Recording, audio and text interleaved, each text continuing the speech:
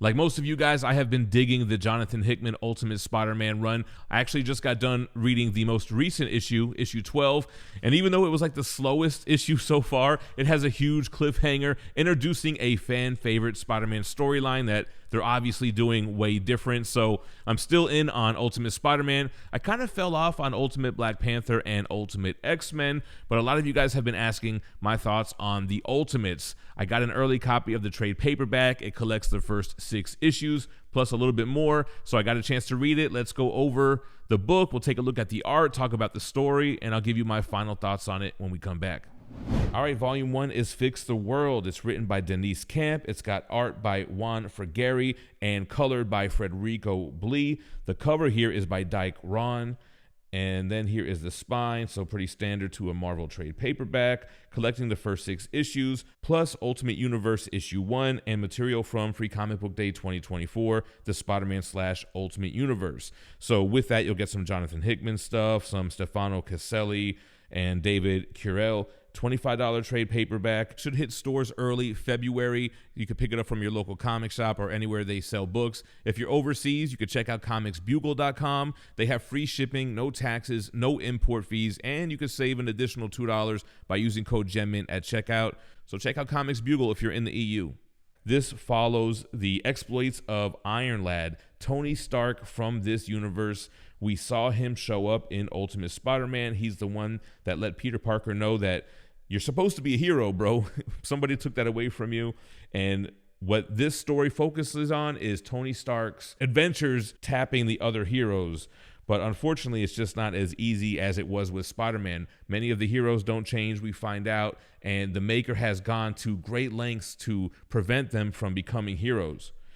So here we go. The Ultimate Universe 1 is essentially Iron Lad and Doctor Doom, so a little bit different from the Marvel 616. They are breaking out and imprison Thor, who's held captive in Asgard. So we learn why was Thor being held as a prisoner, what's going on with Lady Sif and the different dynamics in their relationship. We get Mjolnir back to Thor, and then boom, we're recruiting the Ultimates, which is like this universe's version of the Avengers. They have Captain America trapped in ice, and they have Doctor Doom on their team, which, like I said, a little bit different than what we're used to from the Marvel 616. All right, so we get that, and it basically sets up the Avengers. There is an epilogue for it here. Now, the Free Comic Book Day 2024, it takes place after the Ultimates issue 1, but it came out prior as like a teaser. So they published it in publishing order. So it kind of is just thrown in before the Ultimates 1, and it gives us a glimpse of the Ultimates in action as a team, which is pretty cool to see. And they break free a hero at the end here, Human Torch, but not the human kind. We have the original android Human Torch, Jim Hammond, if I recall correctly.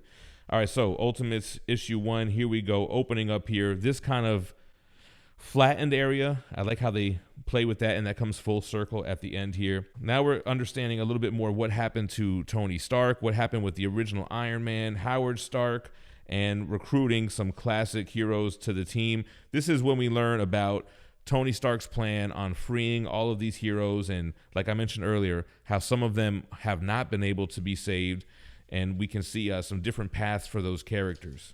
Issue 2, following up that same narrative, this time we have Captain America with Iron Man crashing the White House, who has been taken over by Midas.